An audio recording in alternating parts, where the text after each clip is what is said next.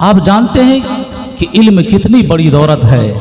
कभी इल्म को नूर से ताबीर किया जाता है कि इल्म अंधेरे में इंसान के लिए रोशनी का काम करता है। आप तारीख के औराक पलट करके देखें, जिस दौर में इस्लाम का सूरज तुलू हो रहा था मक्के की सरजमीन पर, मुअर्रिखीन ने तारीख के 3 अदवार किए हैं। एक जमाना जिसको पहला दौर, पहली सदी ये लोग कहते हैं, पहला कर्न जिसे कहा जाता है, वह हजरत ईसा पैगंबर की पैदाइश से 600 साल पहले से लेकर के 6ठी सदी ईस्वी तक, इसको पहला दौर, पहला कर्न कहते हैं।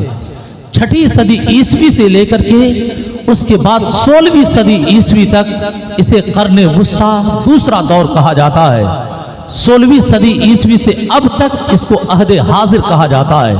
मुअर्रिखीन ने, तारीख लिखने वालों ने तारीख को 3 पार्ट, 3 हिस्से में बांट दिया। यहाँ पर मैं आपको दूसरे दौर की बात बताना चाहता हूँ, जब इस्लाम का सूरज मक्के की सरजमीन पर तुलू हुआ था। मोहम्मद अरबी सल्लल्लाहु ताला अलैहि वसल्लम मक्के की सरजमीन पर तशरीफ लाए थे। उस वक्त यूरोप के हालात क्या थे? जहाँ देखते हैं आज, जहाँ इल्म का शोहरा, इल्म का डंका बजता है, जहाँ के लोग अगर डॉक्टर इंजीनियर बनकर चले आ जाएं तो उनकी डिग्रियों को वैल्यू दिया जाता है। ये अमेरिका से इंजीनियर बनकर के आया है, ये बरतानिया से डॉक्टर बनकर के आया है, इसको वैल्यू दिया जाता है। आखिर क्यों? कभी आपने गौर किया था क्या हमेशा इन यूरोपीय ममालिक के यही हालात थे? क्या हमेशा वहाँ के लोग तालीम से शगफ रखते थे?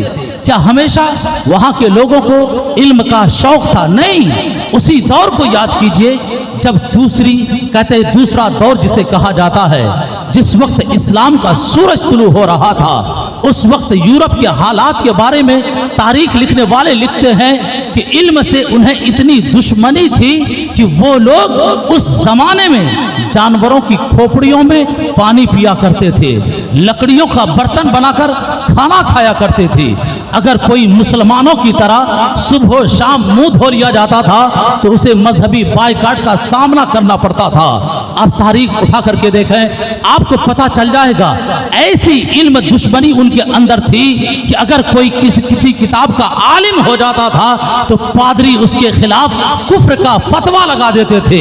यहाँ तक कि हाई पेशिया की एक औरत ने इल्म हासिल करके, फलसफे का इल्म हासिल करके लोगों को जब इल्म देना शुरू कर दिया तो बड़े बड़े पादरियों ने उस औरत के खिलाफ कुफ्र का फतवा लगा दिया। सिर्फ फतवा ही नहीं लगाया बल्कि छोटे छोटे पादरियों को भेजा, उस औरत को गिरफ्तार किया गया। सिर्फ गिरफ्तार ही नहीं किया गया बल्कि नंगा बाजारों में घुमाया गया। घुमाने के बाद फिर उसे खानकाह में लाकर उसके जिस्म के गोश्त जो है सीपों से नोच दिए गए, फिर जिस्म के टुकड़े टुकड़े करके उसके गोश्त को आग के हवाले कर दिया गया। आपने सोचा उस औरत का जुर्म क्या था? उस औरत की गलती क्या थी? सिर्फ गलती यह थी कि उसने इल्म हासिल कर लिया था, फलसफे की तालीम हासिल कर ली थी, फलसफा पढ़ करके लोगों को फलसफा सिखाना शुरू कर दिया था। तो इसको इतना बड़ा जुर्म तस्वुर किया गया कि मजहबी बायकाट ही नहीं, कुफ्र का फतवा ही नहीं, बल्कि सरे बाजार नंगा घुमाकर जिस्म के को नोच दिया गया, जिस्म के गोश्त के टुकड़े टुकड़े करके आग के हवाले कर दिए गए। ऐसा इल्म दुश्मन था उस वक्त यूरोपीय ममालिक के लोग। लेकिन जरा आप गौर कीजिएगा, उसी जमाने में हमारा इस्लाम तरक्की की शाहराह पर दौड़ रहा था, हमारा इस्लाम तरक्की कर रहा था। आखिर इन लोगों ने सोचा था कि कम मुद्दत में इस्लाम तरक्की क्यों कर रहा है, इस्लाम फैल क्यों रहा है, इस्लाम तरक्की की शाहराह पर गामजन क्यों है? तो वो लोग इस नतीजा पर पहुंचे थे, इल्म ही एक ऐसी दौलत है जिसकी बुनियाद पर इस्लाम फैल रहा है, इल्म ही एक ऐसा हथियार है जिसकी बुनियाद पर इस्लाम कामयाबी की शाहराह पर दौड़ रहा है। तो उन लोगों ने मजहबी बायकाट की परवाह नहीं की बल्कि मशरिकी ममालिक का सफर करना शुरू कर दिया। इसलिए इस्लामी ममालिक की लाइब्रेरियों को देखना शुरू कर दिया, वहां से मखतूते उठाए, वहां से किताबें ली, उसके बाद अपने मुल्क लेकर के गए, वहां लाइब्रेरियां कायम की। हमारे मखतूते, हमारे नुस्खे, हमारे मुसव्वर मसवदे को लेकर अपनी लाइब्रेरियों में बसाकर अपने लोगों को इल्म सिखाना शुरू किया। नतीजा ये हुआ कि हमारी ही किताबों को पढ़ करके आज वो बेहतरीन आलिम बनते नजर आते हैं, कोई बेहतरीन डॉक्टर बनता नजर आता है। जब डॉक्टर इकबाल ने इन यूरोपीय ममालिक का सफर किया था, वहां की लाइब्रेरियों को देखा था, बेसाख्ता पुकार उठा था कि मगर वो इल्म के मोती किताबें अपने आबा की, मगर वो इल्म के मोती किताबें अपने आबा की, जो उनको देखें यूरोप में तो दिल होता है सिपारा, जो उनको देखें यूरोप में तो दिल होता है सिपारा। अब गौर कीजिए, वो दौर था यूरोप जहालत में डूबा हुआ था, यूरोप तारीकी की जिंदगी गुजार रहा था, लेकिन इस्लाम से ही उन्होंने इल्म की रोशनी ली कि इस्लाम जो उरूज हासिल कर रहा है इल्म की बुनियाद पर हासिल कर रहा है। इसलिए हमारे ममालिक का उन्होंने सफर किया, हमारी किताबें ली, अपनी लाइब्रेरियों की जीनत बनाई, फिर पढ़ना लिखना शुरू किया।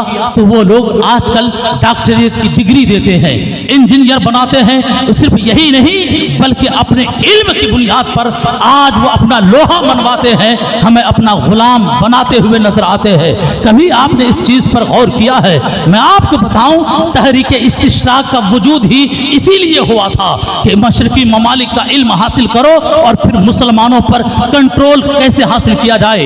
बरेली ही की सरजमीन पर एक मरतबा जब मैं उर्से मुफ्ती आजम हिंद में शरीक हुआ, वहां मैंने एक पंपलेट देखा था जो बरेली की सरजमीन पर बांटा जा रहा था, जिस पंपलेट में लिखा था, हमारे हिंदुस्तान के उस वक्त की बात है जब हमारे हिंदुस्तान में अंग्रेजों की हुकूमत थी, अंग्रेज हिंदुस्तान में कब्जा जमाए बैठा था।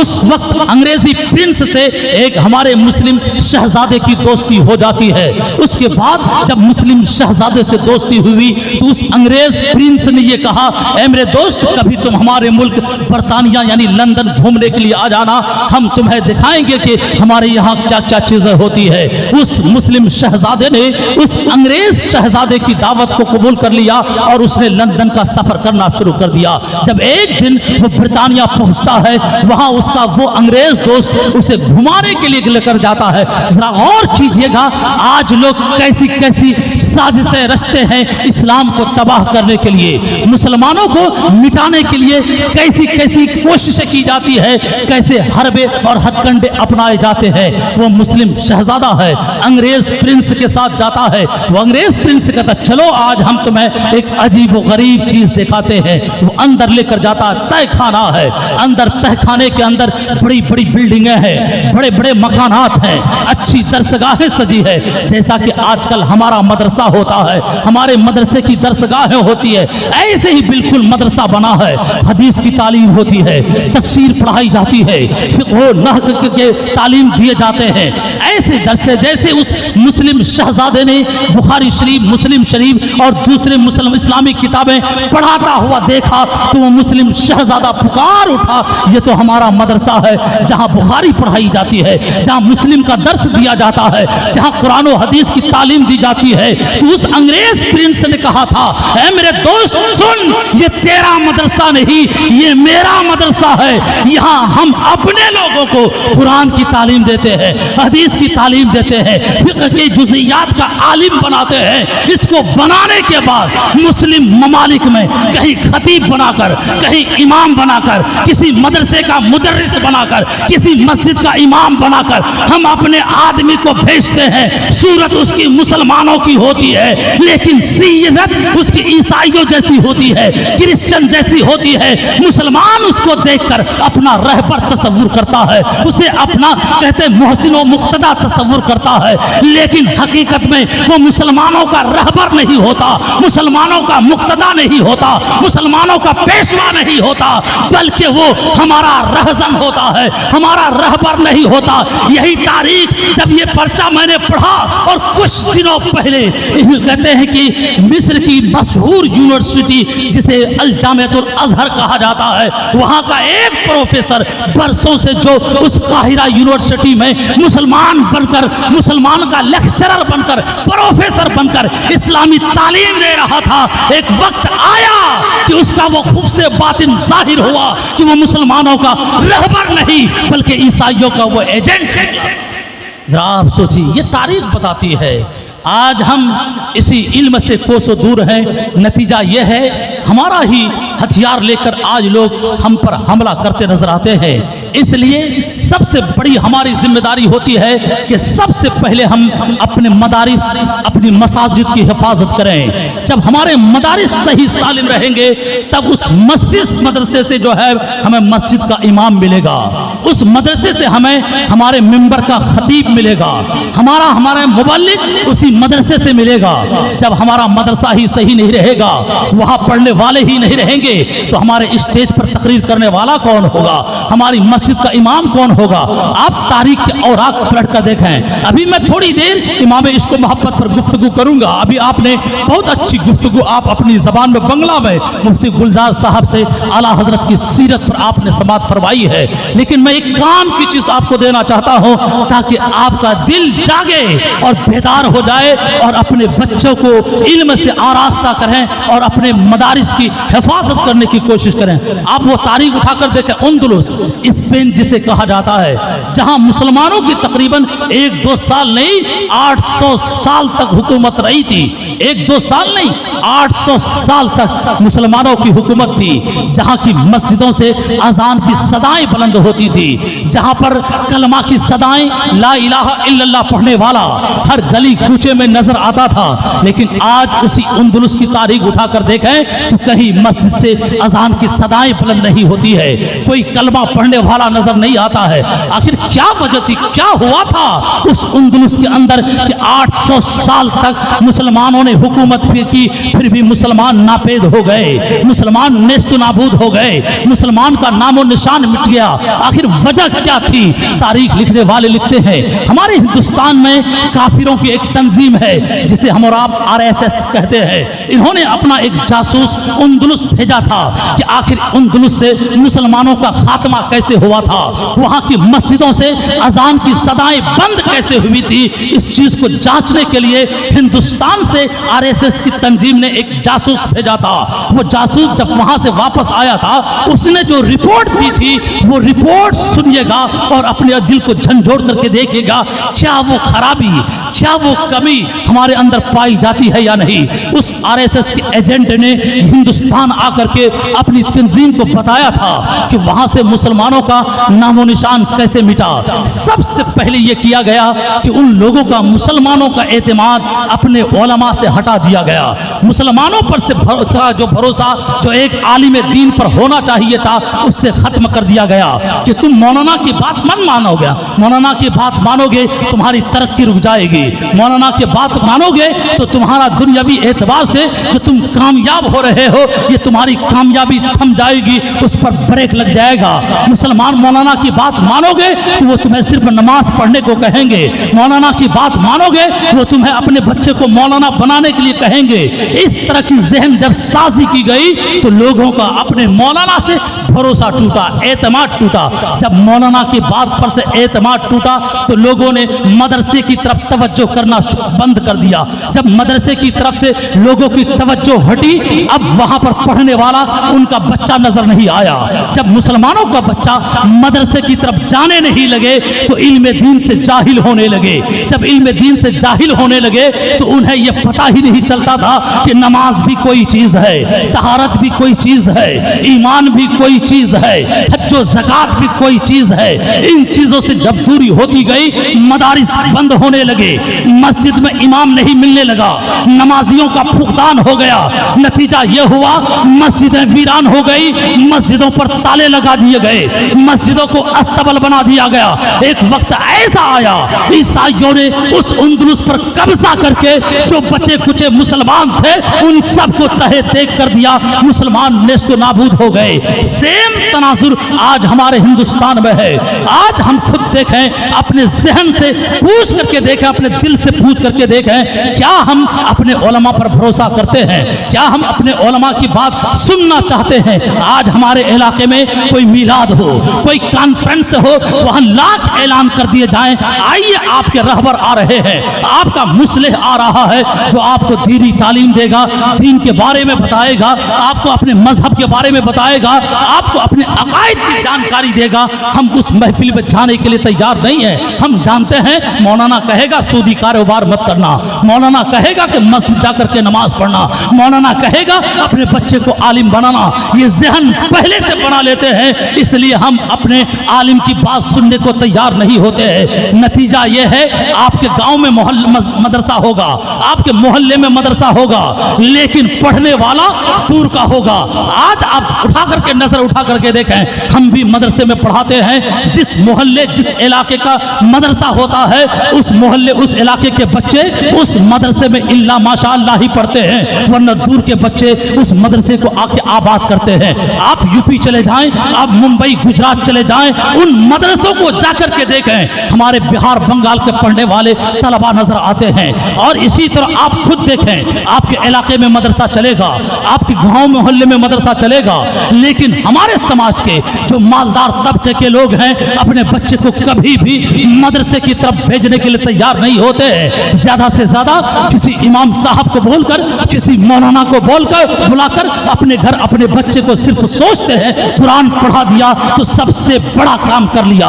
ऐ लोगों, कुरान पढ़ाना यकीनन सवाब का काम है। कुरान के एक हर्फ पर 10 नेकियां मिलती है, यकीनन ये हक है। लेकिन कुरान सिर्फ पढ़ लेना कमाल नहीं है, बल्कि कुरान का जानकार बनना यह कमाल है। जब एक बच्चा कुरान को उसके माने और मफाहिम के साथ पढ़ेगा, तब न झपसेगा क्या हलाल है क्या हराम है, क्या जायज है क्या नाजायज है, किस चीज के ताल्लुक से हमारा अकीदा कैसा होना चाहिए। तब वो आपका बच्चा खुद गलत काम से बचेगा और आपको बचाने की कोशिश करेगा। तब तो इस्लाम की रूह आपके अंदर जिंदा रहेगी। जब तक आप इस दुनिया में जिंदा रहेंगे, उसके फैज़ से आप माला माल होते रहेंगे, और जब इस दुनिया से चले जाएंगे, कब्र में ये रोशनी का काम आएगा। यही मिशन इमाम इश्क व मोहब्बत आला हजरत का था। इसलिए तो हमारे उलमा ये कहते भी है ना, अगलों ने बहुत कुछ लिखा इल्म दीन पर, अगलों ने बहुत कुछ लिखा इल्म दीन पर। इस सदी में जो कुछ है वो तन्हा रजा का, इस सदी में जो कुछ है वो तन्हा रजा का है। इमाम इश्क व मोहब्बत की तारीख आपने पढ़ी कि 1000 से जायद कुतुब आपने तहरीर फरमाई, 100 से जायद उलूम पर आपको दस्तरस और महार हासिल था। ये उलूम यही तो हैं जिसको सीखा जाता है, जिसको पढ़ाया जाता है। आज वो उलूम जो आला हजरत को जिन पर दस्तरस और महारत हासिल थी, उनके हम सबको सही से नाम तक याद नहीं है। ऐसे ऐसे उलूम पर आला हजरत को महारत और दस्तरस हासिल थी। आप जानते हैं, आपने सुना कि आला हजरत अलैहि रहमत व रिदवान जाहिरन लोगों की नज़र में एक मौलाना एक मुफ्ती थे, लेकिन हकीकत ये थी कि दुनिया का कोई ऐसा इल्म नहीं था जिसका इल्म आला हजरत को नहीं था।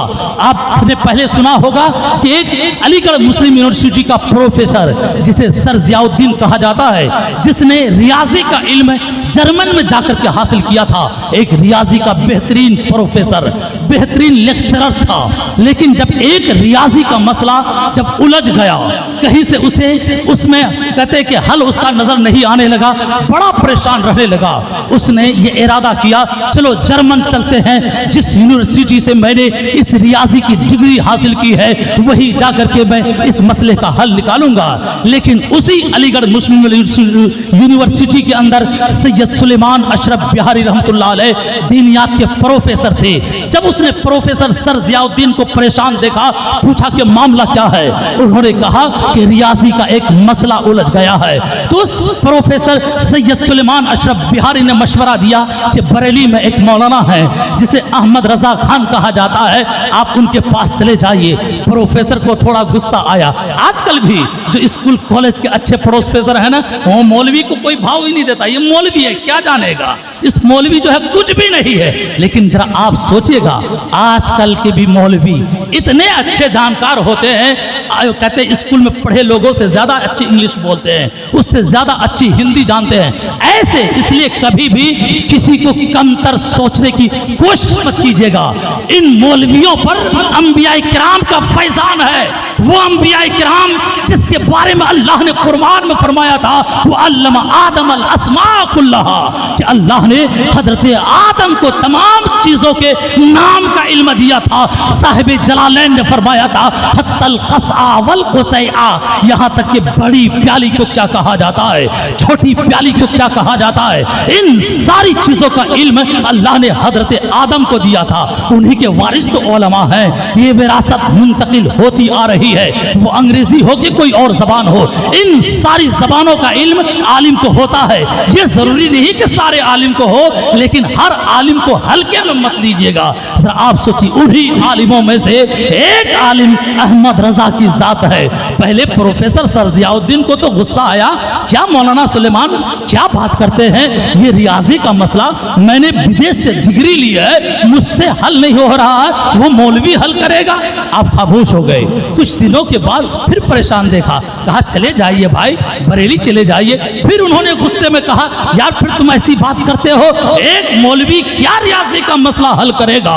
लेकिन अब जरा गौर कीजिए, जब तीसरी मर्तबा सैयद सुलेमान अशरफ बिहारी ने कहा, अरे ठीक है आप जर्मन चले जाना, लेकिन जरा सोचो अलीगढ़ से बरेली कितना दूर है, ट्रेन जाती रहती है, 2-4 घंटे का रास्ता है, पहले आप जाइए उनसे मिल लीजिए, उसके बाद अगर मसला हल नहीं होगा तो जर्मन चले जाना। जब ये मशवरा दिया गया, प्रोफेसर सर जियाउद्दीन के समझ में बात आ गई, चलो चलते हैं, देख लेते हैं, उस मौलवी को भी आजमा लेते हैं। चला गया बरेली की सरजमीन पर। असर के बाद का वक्त है। आला हजरत का मामूल था हमेशा कि असर के बाद आप जो है मस्जिद के बाहर एक खास जगह थी, वहां बैठते थे, वहां पर ऐलान आम होता था, जिसको भी जिस मसले की जरूरत है आए वो इस्तिफसार करें, पूछें। तो आला हजरत अपनी मस्जिद से निकलते हैं। उसके बाद प्रोफेसर सर जियाउद्दीन मिलते हैं, सलाम कलाम होता है, कहते हैं हुजूर अलीगढ़ से आया हूं, एक मसला है। आला हजरत ने फरमाया कि जरा बयान किया जाए। उन्होंने कहा हजरत कोई मसला आम मसला नहीं है, चलते फिरते हल हो जाएगा, चलिए कहीं बैठते हैं, बैठ करके वो मसला हल करते हैं। आला हजरत ने फरमाया जरा बताइए तो सही मसला क्या है, कुछ उसकी सूरत तो बयान कीजिए। जैसे ही उन्होंने सूरत बयान की, आला हजरत ने फिल बदी वही खड़े खड़े उस मसले का हल बताया। प्रोफेसर सर जियाउद्दीन कहते हैं मुझे बड़ा ताज्जुब हुआ, उनका तशफ़ी बख्श जवाब सुनकर मुझे ऐसा लग रहा था कि ये मौलवी अहमद रजा इसी मसले पर मुताला कर रहे हो, इसी मसले पर उनकी नजर थी। अरे मैंने इल्मे लदुन्नी के बारे में सुना था, आज मैंने देख लिया कि इल्मे लदुन्नी भी कोई इल्म करता है। जरा सोचिए, यह आला हजरत की जात है। ऐसे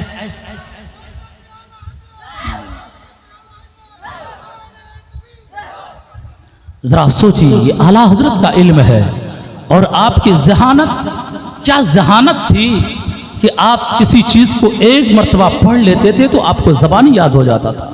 आपके हिफ्ज़ कुरान का अंदाज भी यही था कि कोई एक पारा पढ़ करके सुना देता, आप दोबारा उसको सुना दिया करते थे। ये आपकी कहते क़ुव्वत हाफ़िज़ा का आलम था। मैं आपको बताऊं, आला हजरत अलैहि रहमत व रिज़वान एक मर्तबा मुहद्दिस सूरती के पास पीलीभीत शरीफ जाते हैं। वहाँ पर जब दोनों में गुफ्तगू शुनीद होती है तो उसमें एक किताब का तज़किरा आता है, जिस किताब का नाम है कहते अल उक़ूद दुर्रिया फ़ी तनक़ीह फ़तावल हामिदिया। उस किताब का तज़किरा आता है तो आला हजरत की लाइब्रेरिया में बहुत सारी किताबों के ज़खायर मौजूद थे।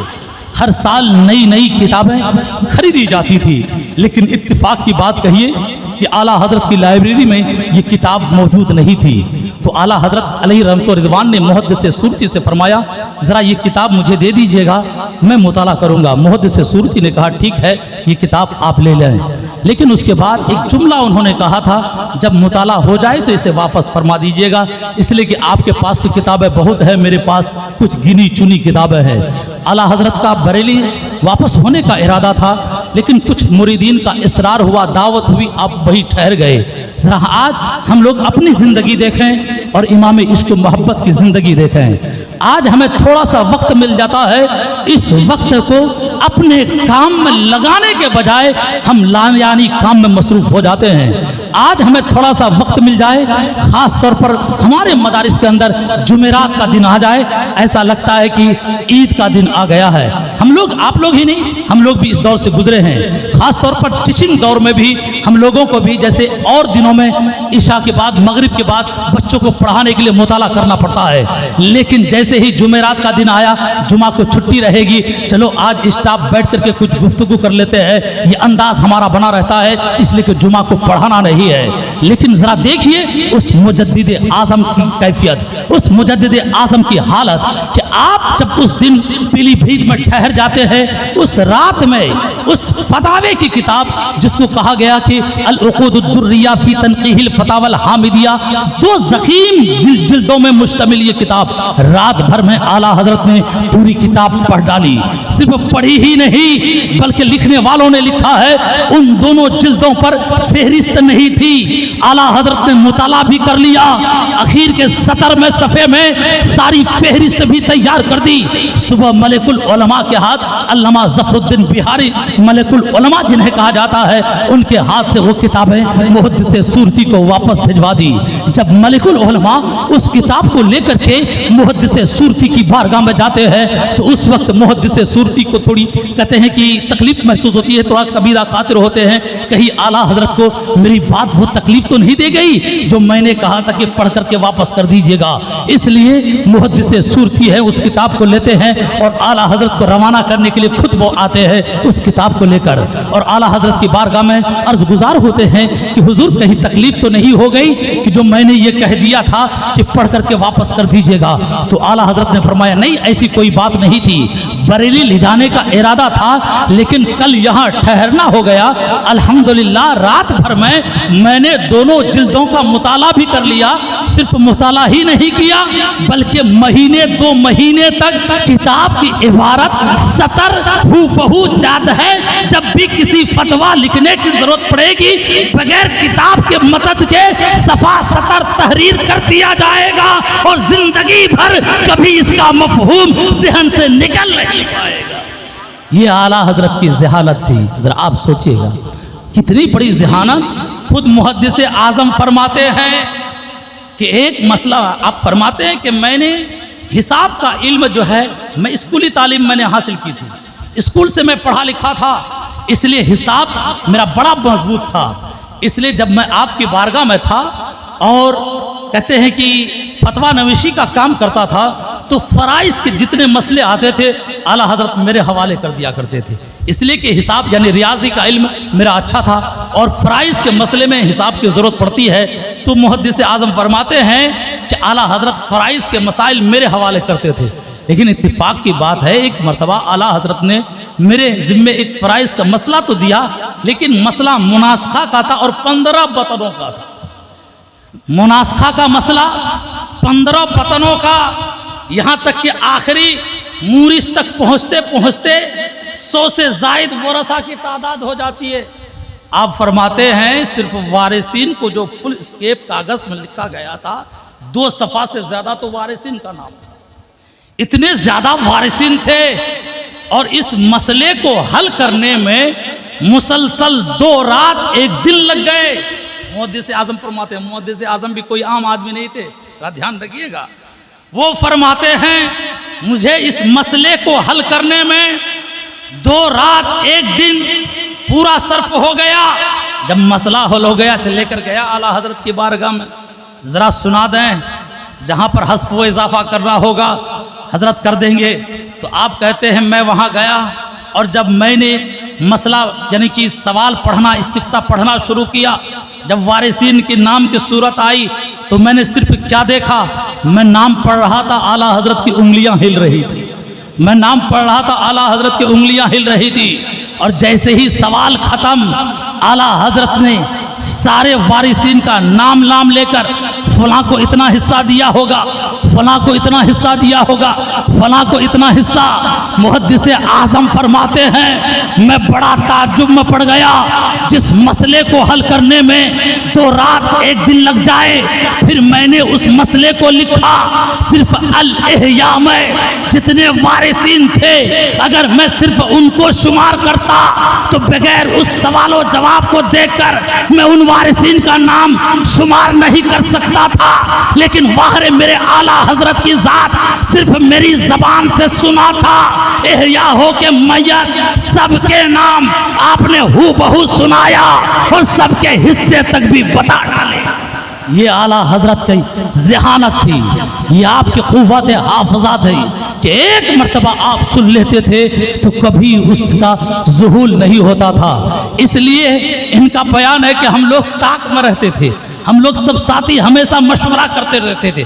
आज कोई सख्त मसला आ जाए जिनका जुज़िया आला हजरत से पूछेंगे, आला हजरत कहेंगे आज नहीं कल इसका जवाब दूंगा, या ये नहीं कि किताब देखूंगा।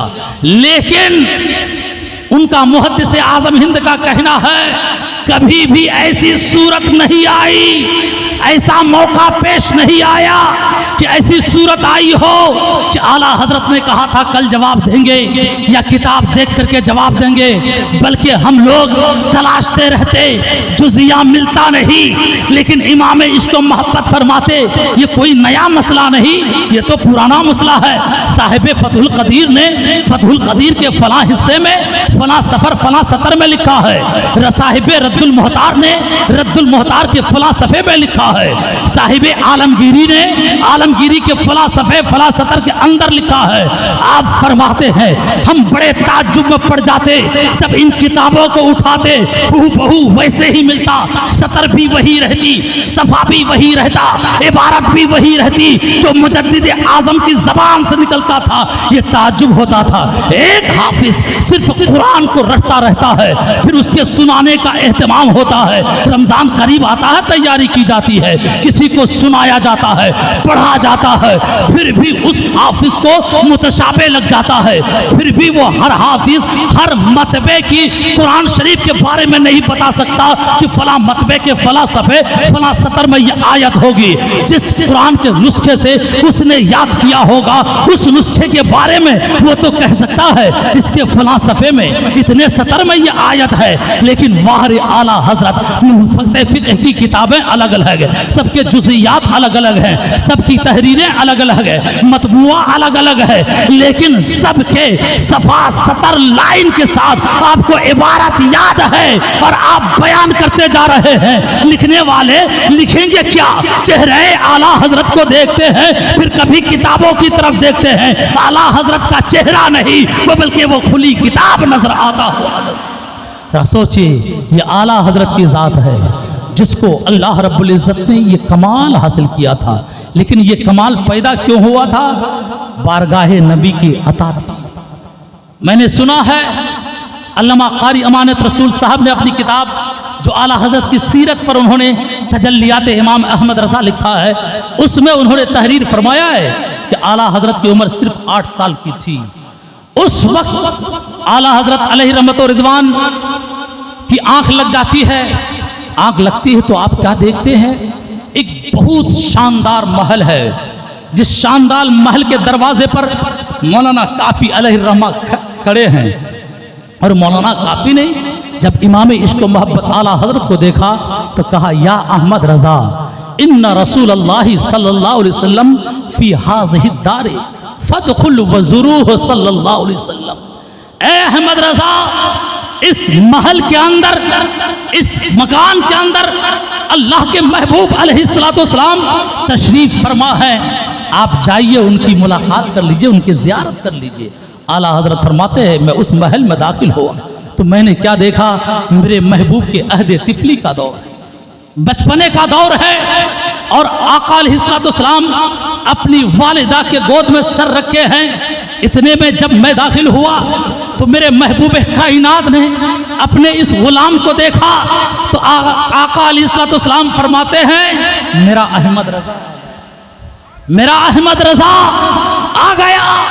उसके बाद जब आला हजरत उस दरबार से वापस आते हैं, मौलाना काफी से कहते हैं, या काफी लक़द ज़ुरतो रसूलल्लाह सल्लल्लाहु अलैहि वसल्लम, ऐ काफी यकीनन मैंने आका अलैहिस्सलातु वस्सलाम की ज़ियारत।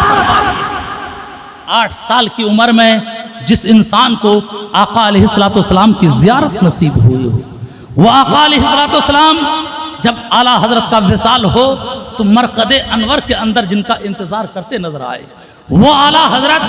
आज हम इंसान अपने मुर्शिद की तलाश में रहते हैं कि हमारा कोई मुर्शिद मिले, हमारा कोई रहबर मिले जो हमारी दस्तगीरी करे, लेकिन वो आला हजरत की जात है कि आला हजरत को अपने मुर्शिद पर तो नाज है ही है, लेकिन उनके मुर्शिद को खुद आला हजरत।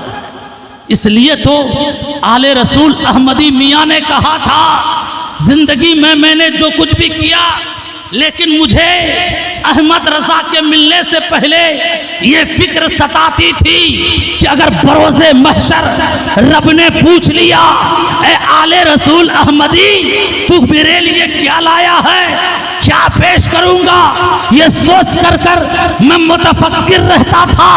लेकिन जब मेरे सिलसिले इरादत में अहमद रजा आ गया, अब मुझे कोई फिक्र नहीं। अब अगर मौला पूछेगा, ए आले रसूल अहमदी तू क्या लेकर के आया है, अर्ज कर दूंगा लाया हूं, अर्ज कर दूंगा लाया हूं अहमद रजा। ये मुर्शिद फरमा रहे हैं। और उसके साथ ही साथ कहते नूरी मियाँ आला हजरत के बारे में फरमाते हैं, ये चश्मो चरागे खानदाने पर। सर आप सोचिए, उसी के बाद उसी खानका के आले रसूल अहमदी के आखिरी मुरीद जिसे आला हजरत अशरफी मियाँ कहा जाता है, आला हजरत अशरफी मियाँ जो उस आले रसूल अहमदी के आखिरी खलीफा, इसलिए उन्हें खातिमुल खुलफा कहा जाता है। जरा मेरी बात पर ध्यान दीजिएगा, वक्त होता जा रहा है, फिर मैं अपनी बात खत्म करने वाला हूँ। आला हजरत अलैहि रहमत व रिज़वान अपने मुर्शिद कामिल से मुलाकात करने जाते हैं। कुछ तबरुकात हैं आपके मुर्शिद ने फाज़िल बरेलवी को दिया और कहा इसे अहमद हुसैन अशरफी मियाँ को दे आना। जरा आप ध्यान दीजिएगा, आला हजरत अलैहि रहमत व रिज़वान ने पूछा हुजूर कहाँ मिलेंगे, भला दिल्ली चले जाना महबूब इलाही के दरबार में। आला हजरत फाज़िल बरेलवी आला हजरत अशरफी मियाँ को तलाशते हुए दिल्ली की सरजमीन पर जाते हैं।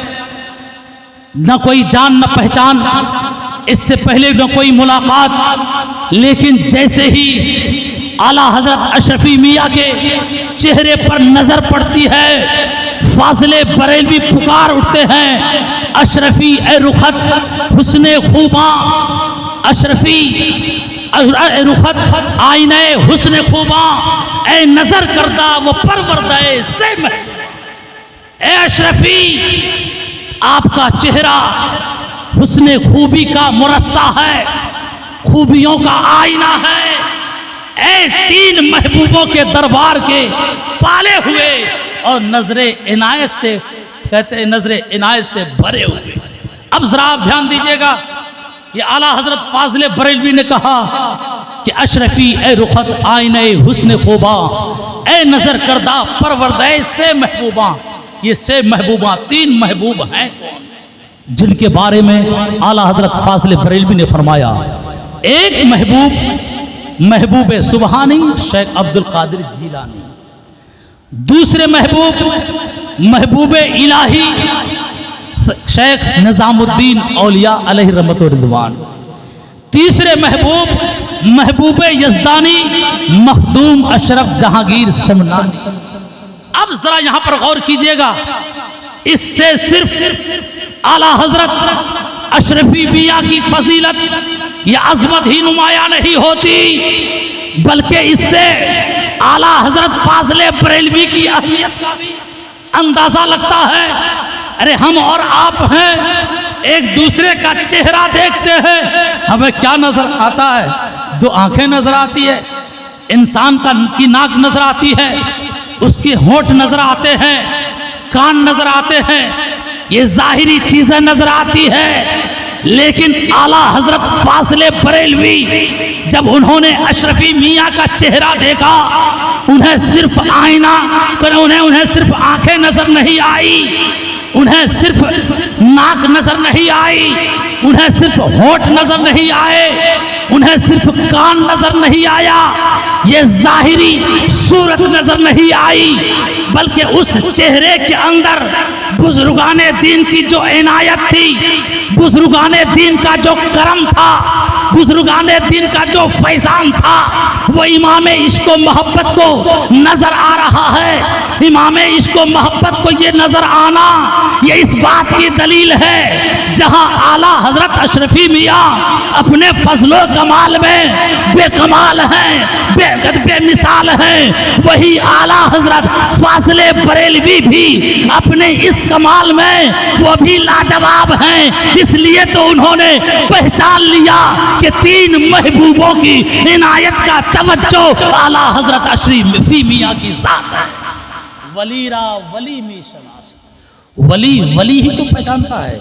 और वो महबूब इलाही का दरबार आला हजरत खुद फरमाते हैं, आपके वालिद मोहतरम ने एक किताब लिखी है जिसका नाम अहसनुल विआ लिआदाबि दुआ है, जिसमें तकरीबन आपने यानी कि मौलाना नकी अली खान रहमतुल्लाह अलैह ने 22 मकामात का जिक्र किया है जहाँ पर इंसान जाकर दुआएं मांगे तो दुआएं रद्द नहीं होती। लेकिन आला हजरत अली रहमतुर रिदवान ने अपने वालिद मोहतरम की किताब पर हाशिया लगाया, जिनका नाम आपने रखा है ज़ैलुल मुद्दा लिअहसनि दुआ।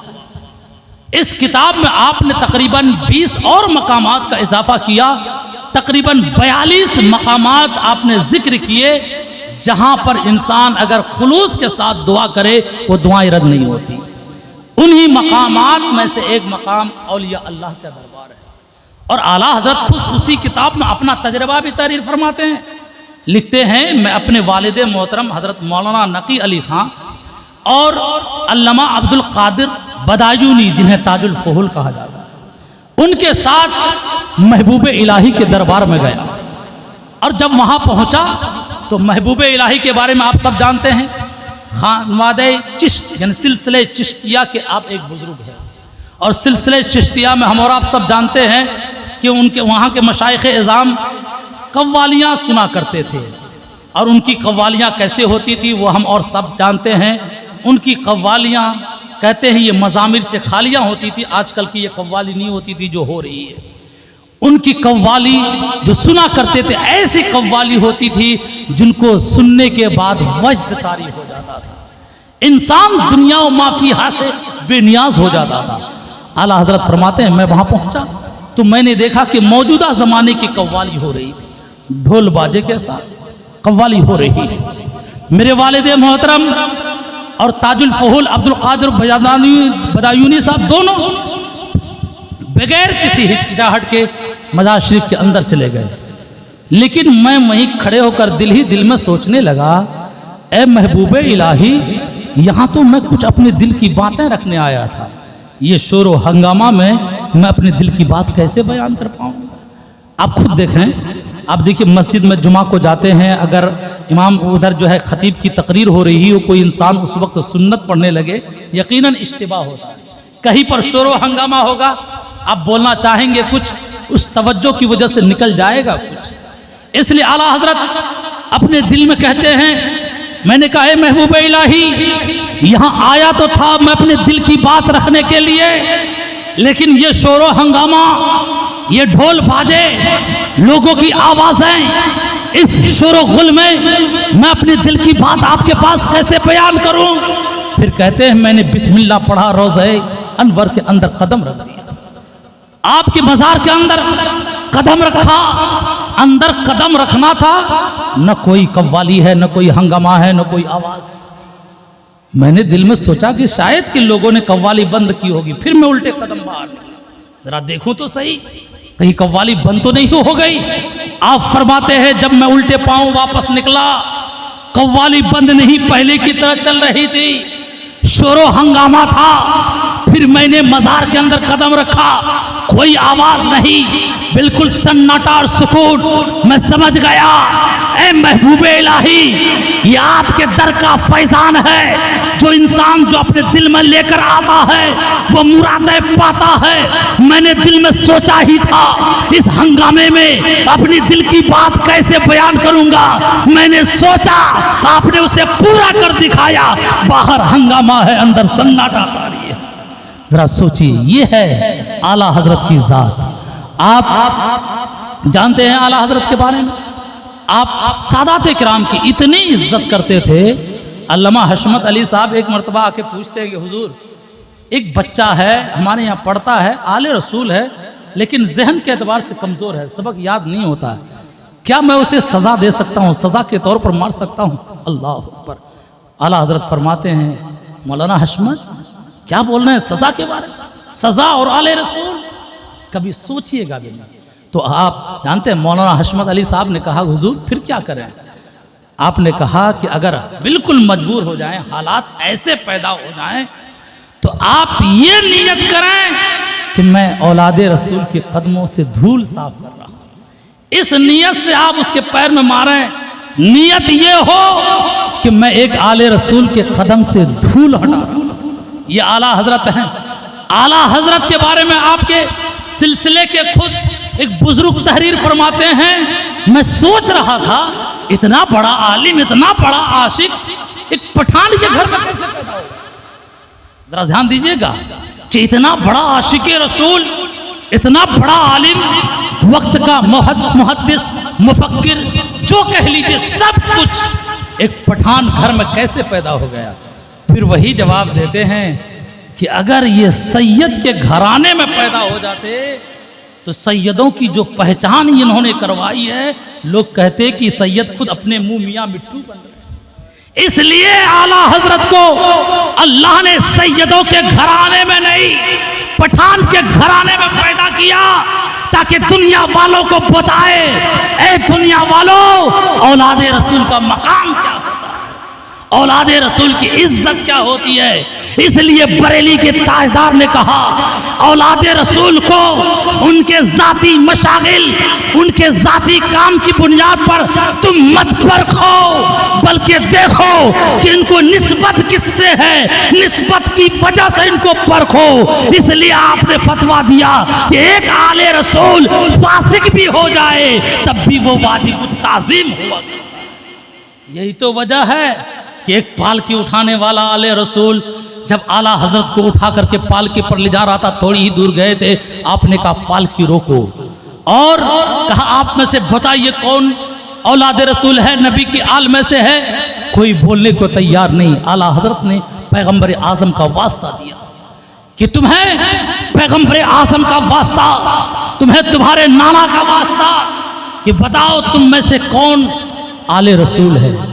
तो मजबूरन वो पालकी उठाने वाला कहता, हुजूर मैंने अपना ये नसब, अपना ये राज छुपा करके रखा था, लेकिन आपने नाना का वास्ता देकर मुझे इस राज को इफ्शा करने पर मजबूर कर दिया। उसके बाद आला हजरत ने उनसे तो माफी कई मर्तबा मांगी, लेकिन उसके बाद आपने बाइसरार उन्हें पालकी पर बैठाया और कहा, ए नबी की औलाद, कल मेरे महबूब अगर मुझसे पूछ ले, अहमद रजा क्या मेरे नवासे का कांधा तेरी सवारी के लिए था? उस वक्त ये अहमद रजा अपने महबूब की बारगाह में क्या जवाब देगा? इसलिए आप पालकी पर बैठे, दुनिया देख रही थी कि एक पालकी उठाने वाला पालकी में बैठा है, वक्त का मुजद्दिद, वक्त का आशिके रसूल, वक्त का मुफस्सिर, वक्त का मुहद्दिस अपने कांधे पर उस पालकी को उठाकर एक आले रसूल को सफर करवा रहे हैं। इसीलिए किसी शायर ने कहा था, क्या है मकाम सैयद देखे जहान वाले, क्या है मकाम सैयद देखे जहान वाले। अरे कांधा रजा का है और सैयद की, कांधा रजा का है, सैयद की पालकी है। दुरूद पाक पढ़िए, अल्लाहुम्मा सल्ली अला।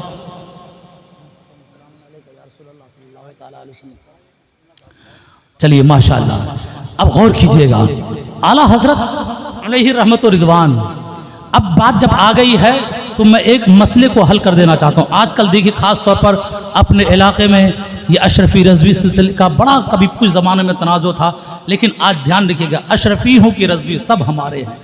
मशरबन कोई कुछ हो, मसलकन सब अहले सुन्नत व जमात। यही वजह थी कि मैंने एक किताब में पढ़ा है कि जब आला हजरत अशरफी मियाँ जब ट्रेन से गुजरते थे, बरेली की सरजमीन से आप गुजरते थे, आला हजरत फाजले बरेलवी अपनी दरसगाह में खड़े हो, न कोई तार न टेलीफोन कनेक्शन, देखिए इशराके नूरी।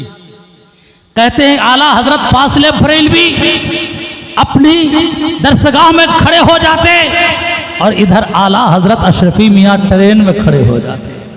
आला हजरत फाजले बरेलवी से कोई पूछता हुजूर बगैर किसी वजह के आप खड़े हो गए, तो आला हजरत फरमाते थे कि हमारे शहर से एक आले रसूल जा रहे, उनकी ताजीम के लिए मैं खड़ा हो गया। इधर आला हजरत अशरफी मियाँ ट्रेन में खड़े हो जाते, उनसे मुरीद पूछते हुजूर आप बरेली से गुजर रहे हैं क्यों खड़े हो गए? आप कहते थे एक आलिमे दीन एक आशिके रसूल मेरी ताजीम के लिए खड़ा हो गया है, इसलिए शफकतन मैं भी खड़ा। ये कनेक्शन था, ये बुजुर्गाने दिन का कनेक्शन। आप देखिए आला हजरत के दरबार के परवरदा मुहद्दिस आजम हिंद है, आला हजरत के दरबार के परवरदा आला हजरत अशरफी मियाँ के साहबजादे अहमद अशरफ मियाँ है, और फिर अहमद अशरफ मियाँ के बेटे जिन्हें सरकारे कला कहा जाता है, हुजूर मुख्तार अशरफ अलैहि रहमतो रिदवान, उनका नाम रखने वाला कोई और नहीं आला हजरत की ज़ात है कि अहमद अशरफ मियाँ ने जब आपके घर लड़का पैदा हुआ, आला हजरत की बारगाह में जाते हुजूर आपके घर पोता पैदा हुआ है, उसी रिश्ते तलम्मुस की बुनियाद पर आपके घर कोई पोता पैदा हुआ है, ज़रा नाम तहरीर फरमा दें। आला हजरत ने फरमाया कि मोहम्मद नाम रखने की बड़ी फजीलत है, फिर आपके नाना का नाम है इसलिए पहला नाम मोहम्मद रखा जाए। उसके बाद कहते हैं कि अहमद अशरफुल जिलानी ने अर्ज़ किया हुजूर कोई तारीख़ी नाम रख दिया जाए। आला हजरत ने फरमाया कि कहते हैं कि इनका नाना मुख्तार कौनैन सल्लल्लाहु अलैहि वसल्लम है, इसलिए उनके नाम पर इनका नाम मोहम्मद मुख्तार रख दिया जाए। जब मोहम्मद मुख्तार रखा गया तो आपकी तारीख़ विलादत जो है सन 1333 हिजरी उससे निकल आती है। उसके बाद जो है कहा गया कि इन आपका ताल्लुक हुजूर मखदूम अशरफ जहांगीर सिमनानी से है, उस निस्बत से उनका नाम मोहम्मद मुख्तार अशरफ रख दिया जाए। तो मोहम्मद मुख्तार अशरफ ये भी तारीखी नाम है, मोहम्मद मुख्तार ये भी तारीखी नाम है। हिजरी के एतबार से मोहम्मद मुख्तार ये तारीखी नाम है, और ईस्वी के एतबार से मोहम्मद मुख्तार अशरफ ये तारीखी। सोचिए ये हमारे दोनों खानवादे का ताल्लुक है। सिर्फ यही तक बस नहीं, बल्कि जब आला हजरत फाजिले बरेलवी का विसाल हुआ, मुहद्दिस आज़म हिंद फरमाते हैं कि कछोछा की सरजमीन पर मैं हुजूर आला हजरत अशरफी मियाँ को वज़ू करा रहा था। इसी दरमियान मैंने देखा कि आला हजरत अशरफी मियाँ अचानक रो रहे हैं, आपकी आंखों से आंसू के कतरात निकल रहे हैं। मैंने पूछा हुजूर क्या वजह है, क्या किसी मूजी जानवर ने तकलीफ दे दी, आप अचानक रो रहे हैं? उस वक्त आला हजरत अशरफी मियाँ फरमाते हैं ए मुहद्दिस आज़म, ए मोहम्मद, कहते हैं मुहद्दिस कछोचवी जरा सुनो तो सही, अभी मैंने फरिश्तों के कंधे पर कुतुबुल इरशाद का जनाजा देखा। जरा सुनिए ये किसने कहा? आला हजरत अशरफी मियाँ ने कहा अभी मैंने फरिश्तों के कंधे पर कुतुबुल इरशाद का जनाजा देखा है। और उस वक्त मुहद्दिस आज़म हिंद फरमाते हैं बरेली से न कोई तार आया था, न कोई खबर आई थी। कुछ देर के बाद जब तार आया कि बरेली में मौलाना अहमद रजा का विसाल हो चुका है। ये बुजुर्गानी दिन के कल्बी ताल्लुकात देखिए, बरेली में आला हजरत का विसाल होता है, कछोछा में आला हजरत अशरफी मियाँ को बगैर किसी ज़ाहिरी वसीले के इत्तला हो जाती है। सिर्फ इत्तला ही नहीं, जब इत्तला होती है तो आप गम का इजहार करते हुए आंखें अश्कबार होती है। फिर ये भी मुलाहजा फरमाते हैं कि आसमान पर फरिश्ते उनके जनाजे को कांधा पर उठाए जाए। इसी आला हजरत का विसाल जब 25 सफरुल मुजफ्फर सन 1340 हिजरी को मुताबिक 28 अक्टूबर 1921 ईस्वी को बरेली की सरजमीन पर आपका विसाल होता है। जुमा के दिन ऐन जुमा के वक्त हिंदुस्तानी टाइम के मुताबिक 2:38 पर आपका विसाल होता है। अब ध्यान देखिएगा, हुजूर हाफिज मिल्लत अलैहि रहमत व रिदवान का बयान है कि आप कहते हैं मेरे तालीमी अदवार में से सबसे बेहतर दौर वो था जब मैं हुजूर सदरुश शरिया के साथ तकरीबन 9 साला जिंदगी ख्वाजा गरीब नवाज के दरबार जामिया मोइनिया अजमेर शरीफ में मैंने गुजारी थी। ये हमारे तालीमी दौर का सबसे सुनहरा दौर था। आप कहते हैं कि उस जमाने में एक इंसान, एक कहते हैं कि शामी बुजुर्ग वहां पर आता है और वो अपने आने की वजह बयान करता है। वो वजह क्या बयान करता है, लिखने वाले लिखते हैं, कहते हैं कि बैतुल मुक़द्दस में 25 सफरुल मुजफ्फर को अचानक मेरी आंख लग जाती है तो मैंने देखा कि आका अलैहिस्सलाम है, सहाबा का मजमा है। ऐसा लगता है कि किसी की आमद का इंतजार हो रहा है, किसी का इंतजार किया जा रहा है। मैंने नबी की बारगाह में अर्ज किया, फिदा का अम्मी कहते अबी व उम्मी या रसूल अल्लाह, मेरे माँ बाप आप पर कुर्बान हों, किसकी आमद का इंतजार किया जा रहा है, किसका कहते इंतजार हो रहा है। मेरे आका फरमाते हैं मैं अहमद रजा का इंतजार कर रहा हो। तो उस शामी बुजुर्ग ने पूछा था कौन है ये अहमद रजा, कहाँ के रहने वाले हैं अहमद रजा। मेरे महबूब ने फरमाया हिंदुस्तान का रहने वाला, बरेली शहर से ताल्लुक रखने वाला मेरा एक आशिक है जिसे अहमद रजा कहा जाता है। आप कहते हैं मेरी आंख खुली, मेरे अंदर शौक पैदा हुआ। उस वक्त अहमद रजा के बारे में पता चला कि आप बाकायदे हयात से है, जिंदा हैं, तो मेरे अंदर शौक पैदा हुआ, चलो उस इंसान से मुलाकात करके आते हैं, मिल करके आते हैं जिनके इस्तिकबाल के लिए आका सहाबा के झुरमुट में मौजूद हों और उनकी आमद के मुंतजिर हों। कौन है इतना अजीम इंसान, चलो उनसे मुलाकात करते हैं, उनसे मिलते हैं। वो इंसान अपना रखते सफर बांधता है, वहां से चलता है, चलते चलते वो कहते हैं मुल्क शाम से जब हिंदुस्तान आया तो तकरीबन मुहर्रम के महीने में हिंदुस्तान की सरजमीन पर पहुंचता है, बरेली शरीफ पहुंचता है।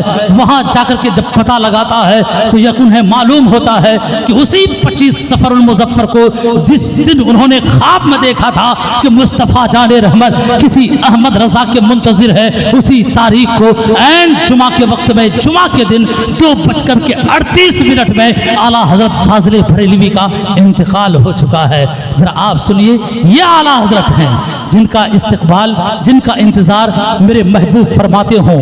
कितना खुशनसीब होगा वो इंसान। आज हम तमन्नाएं लिए जाते हैं कि इस दुनिया में न सही, जब इस दुनिया से जाएंगे नबी की जियारत होगी। जो इंसान दिल में नबी की जियारत की तमन्ना लिए रहता है तो अल्लाह कभी न कभी उन्हें उस जियारत से मुशर्रफ फरमाता है। आला हजरत की जात ऐसी है, इस दुनिया में आपने आलम रुया में भी रब की जियारत की है और अमाने बयान फरमाया है कि आलम बेदारी में भी आपने आका की जियारत की है। जब आप हज से आप फारिग हुए, उसके बाद उस जमाने में, जिस जमाने में मोटर कार नहीं थे, जिस जमाने में ये बस ट्रक ईजाद नहीं हुई थी, आप मक्का से मदीना जाना चाहते हैं, आपके साथ हाजियों की एक टोली है, जमात है, आप तन्हा नहीं है कि आप चले जाएं। वो आला हजरत जिनके दिल में एक तरफ मदीना हो तो एक तरफ कहते हैं मक्का शरीफ हो। इसलिए आला हजरत ने एक शेर में कहा था कि तैबाना सही अफजल मक्का ही बड़ा जाहिद, तैबाना सही अफजल मक्का ही बड़ा जाहिद। हम इश्क के बंदे हैं, क्यों बात बढ़ाई है। आप जरा सोचिए, वो आला हजरत हैं, हज से फारिग हो गए हैं, मदीने की तरफ जाना चाहते हैं, दिल मुस्तरिब है, दिल परेशान है, कब जाएं अपने महबूब के दरबार में, कब रोज़े रसूल की जियारत की जाए। तन्हा नहीं है, हाजियों के काफिले के साथ है, हाजियों की टोली है, टाल मटोल हो रहा है, इंतजार पर इंतजार हो रहा है। जब दिल ज्यादा परेशान हुआ तो हाजियों को मुखातब करके उसी अरब की सरजमीन पर आला हजरत ने कुछ अशआर कलमबंद किए, जिसका मतलब मसला था, हाजियों आओ शहनशाह का रोजा देखो, हाजियों आओ शहनशाह का रोजा देखो, काबा तो देख चुके, काबे का काबा देखो, आबे ज़मज़म तो पिया खूब बुझाई प्यासे, आओ जूदे शहे कौसर का दरिया देखो, और गौर से सुन तो रजा काबे से आती है सदा, मेरी आंखों से मेरे प्यारे का रोजा देखो। आखिर आप मदीना पहुंचते हैं, आप रोज़े अनवर में ये तमन्ना लिए हुए कि नबी की ज़ियारत हो जाए, आप वहाँ पर आराम फरमाते हैं, रहते हैं, लेकिन पहली शब किस्मत अंगड़ाई नहीं लेती है, किस्मत जागती नहीं है, नबी के दीदार से मुशर्रफ नहीं होते हैं। दूसरी शब आती है, दूसरा दिन आता है, नात के अशआर तैयार करते हैं और मज़ार शरीफ के इर्द गिर्द आप गुनगुनाते हैं, वो सुए लालजार फिरते हैं, तेरे दिन ए बहार फिरते हैं, जो तेरे दर से यार फिरते हैं, दर बदर यूं ही खार फिरते हैं, उस गली का गदा हूँ मैं जिसमें अरे मांगते ताजदार फिरते हैं, कोई क्यों पूछे तेरी बात रज़ा, तुझसे कुत्ते हजार फिरते हैं। आला हजरत ने कहा, ए बहारों झूम जाओ, ए बहारों खुशियां मनाओ, कि बहारों के बहार मुस्तफ़ा जाने रहमत तशरीफ ला रहे हैं। इस तरह अशार गुनगुनाते चले जा रहे हैं। आखिर में अपनी आजिज़ी जाहिर करते हुए, इनके सारी जाहिर करते हुए कहते हैं, कोई क्यों पूछे तेरी बात रज़ा, तुझसे कुत्ते हजार फिरते हैं। ये आला हजरत ने कहा, लेकिन हम आशिकों को ये ज़ेब नहीं देता कि हम अपने मोहसिन को कुत्ते से ताबीर करें, इसलिए लोग कहते हैं तुझसा शैदा हजार फिरते हैं। आला हजरत कहते हैं, ए अहमद रजा, तेरी क्या बसात है इस दरबार में, तू जैसे तो हजारे फिरते रहते हैं। जब ये शेर कह करके आप मुवाजहा शरीफ के अंदर बैठते हैं, आपका नसीबा जागता है। लिखने वाले लिखते हैं कि आलमे बेदारी में नबी अकरम अलैहिस्सलाम जाहिर होते हैं। मेरे आका अहमद रजा रज़ी अल्लाह ताला अन्हो से आपकी मुलाकात होती है, आप पुकार उठते हैं, तू जिंदा है वल्लाह, तू जिंदा है वल्लाह, तू जिंदा है वल्लाह, तू जिंदा है वल्लाह, मेरे चश्मे आलम से छुप जाने, मेरे चश्मे आलम से छुप जाने वाले। जरा आप गौर कीजिएगा, ये आला हजरत की ज़ात है। मैं आपको चलते चलते एक बात और बयान कर दूं, हुजूर मुहद्दिसे सूरती, जिनकी एक ज़ात खुद अपनी निराली है, खुद वो वली कामिल हैं, मुहद्दिसे सूरती। आप कहते हैं, आपका एक शागिर्द है, वो आपसे कहता है कि हुजूर आप फजलुर रहमान गंज मुरादाबादी से मुरीद हैं, लेकिन फिर भी जब भी देखें आपकी ज़बान पर आला हजरत का तज़किरा, जब भी देखें आपकी ज़बान पर इमाम अहमद रज़ा का जिक्र, यूं कह लीजिए कि अहमद रज़ा का जिक्र आपके सामने, आपके लिए रूह का दर्जा, कि जैसे रूह के बगैर ये जिस्म बेकार, ऐसे ही लगता था कि आला हजरत के तज़किरा के बगैर आपकी ज़िंदगी बेकार। आखिर वजह क्या है? तो आप कहते हैं, सुनिए, कहते हैं अबू मूसा इसहाक मुहश्शिए बुखारी से मैंने इल्म हासिल किया, और फजलुर रहमान गंज मुरादाबादी से मैंने बैत की, उनके इरादत में मैं दाखिल हुआ। तो कहते इल्म उतनी बड़ी दौलत नहीं, बैत उतनी बड़ी दौलत नहीं, इल्म जो दौलत मैंने अबू मूसा इसहाक मुहश्शिए बुखारी से हासिल की वो इतनी बड़ी दौलत नहीं, बैत व इरादत जो मैंने फजलुर रहमान गंज मुरादाबादी से हासिल किया वो इतनी बड़ी दौलत रही जितनी बड़ी दौलत मौलाना अहमद रजा खान फाज़िले बरेलवी से मिली। वो ईमान की पुख्तगी की दौलत, वो ईमान के अंदर रुसूख और एतकाद के अंदर पुख्तगी की दौलत जो मिली है, न मौलाना फजलुर रहमान से मिली है, न मुहश्शिए बुखारी से मिली है। अगर ये मिली तो मौलाना अहमद रजा से। ये आला हजरत की ज़ात थी। आप जरा सोचिए, वो आला हजरत कैसे नबी के इश्क में डूबे रहते थे, कैसे नबी की मोहब्बत में डूबे रहते थे। आप लोगों ने उलमाए किराम से सुना है, हमारे हिंदुस्तान में यूपी के सरजमीन पर एक जिला है जिसे बहराइच शरीफ कहा जाता है। बहराइच शरीफ में एक कस्बा है जिसे नानपारा कहा जाता है। वहाँ का एक बादशाह नवाब था, लोग शोराओं की, जैसे पुराने ज़माने जाहिलियत में भी आदत थी, बड़े बड़े मालदार लोगों की कसीदा खानी करते थे और उनकी शान में अशार बना बना कर पेश करते थे ताकि दुनियावी ज़र माल और दौलत हासिल हो जाए। इसी तरह वो नानपारा के नवाब की शान में बहुत से शोरा कसीदे पेश कर, अशार लिख करके कहते हैं कि नोट मदोह हसराई हासिल करते थे। कुछ लोगों ने आला हजरत से कहा था, अरे अहमद रज़ा ज़रा आप भी इनकी शान में कुछ कसीदे लिख दीजिए, कुछ अशार लिख दीजिए। तो मेरे आला हजरत ने भी कलम उठाया और क्या लिखा, वो कमाल हुस्ने हुजूर है कि गुमाने नक्शे जहां नहीं, यही फूल खार से दूर है, यही शम्मा है कि धुआं नहीं। ए लोगों, मेरे मुस्तफ़ा का हुस्न कामिल है जिसके अंदर नक्श का कोई शाइबा नहीं है, जिसके अंदर कोई ऐब का, ये कहते हैं कि गुमान तक नहीं है। ए लोगों, दुनिया में तुमने फूल को देखा है, उसके अंदर खूबसूरती भी होती है, खुशबू भी होती है। उस खूबसूरती और खुशबू की वजह से लोग उस फूल की तरफ खिंचे चले जाते हैं। जहाँ उस फूल के अंदर ये खूबी है कि वो खूबसूरत भी है, पुरकशिश भी है, खुशबूदार भी है, दिल को अपनी तरफ माइल करने की कुव्वत भी है, लेकिन साथ ही साथ उसके अंदर एक ऐब भी है कि उसके अंदर कांटा होता है। तोड़ने जाओगे वो कांटा तुम्हें तकलीफ देगा, चुभ जाएगा। इसी तरह दुनिया में रोशनी के लिए लोग शमा जलाते हैं, मोमबत्ती जलाते हैं, चिराग जलाते हैं। इस शमा से, मोमबत्ती से, चिराग से तुम्हें रोशनी तो मिल जाएगी, अंधेरा काफुर तो हो जाएगा, तारीकी खत्म तो हो जाएगी, लेकिन साथ ही साथ इस खूबी के साथ कि अंधेरा को वो खत्म कर दे, तारीकी को वो बिटा दे, उस खूबी के साथ साथ उसके अंदर ये ऐब है कि उसके अंदर धुआं होता है कि तुम्हारी आंख के अंदर आंसू ला दे। लेकिन वो मुस्तफ़ा जाने रहमत, वो गुलशने रिसालत के फूल, वो आमिना के बाग का फूल जिसे मुस्तफ़ा जाने रहमत सल्लल्लाहु अलैहि वसल्लम कहा जाता है, तो आला हजरत फरमाते हैं, ऐ लोगों कि दुनिया का तो फूल है जिसके अंदर खार होता है, दुनिया की शमा तो है उसके अंदर धुआं हुआ करते हैं, लेकिन नूरे मुस्तफ़ा की ज़ात है कि वो कमाल हुस्ने हुजूर है कि गुमाने नक्शे जहां नहीं, यही फूल खार से दूर है, यही शम्मा है कि जिसमें धुआं नहीं। और मक्ते में फरमाते हैं, करूं मद है अहले दोवल रजा, पड़े इस बला में मेरी बला, मैं गदा हूं अपने करीम का, मेरा दीन पारे ना नहीं।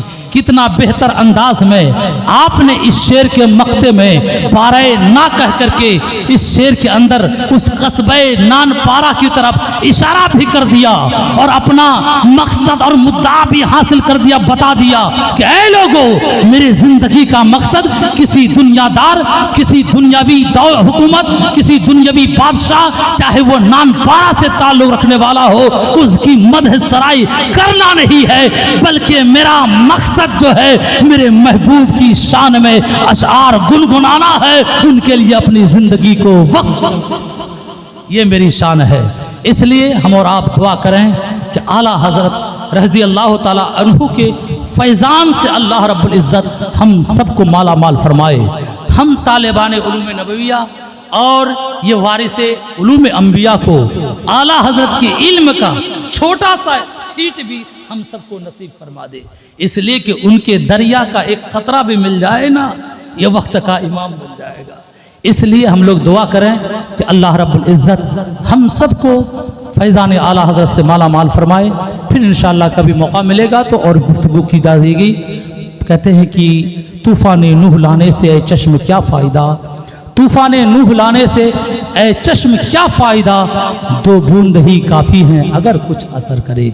वमा अलैना इल्लल बलाग, अस्तग़फिरुल्लाह रब्बी मिन कुल्लि ज़ंबिन व अतूबु इलैह। सब लोग मिलके एक मरतबा पढ़ लीजिए, ला इलाहा इल्लल्लाहु मुहम्मदुर रसूलुल्लाह सल्लल्लाहु तआला अलैहि वसल्लम। अस्सलामु अलैकुम।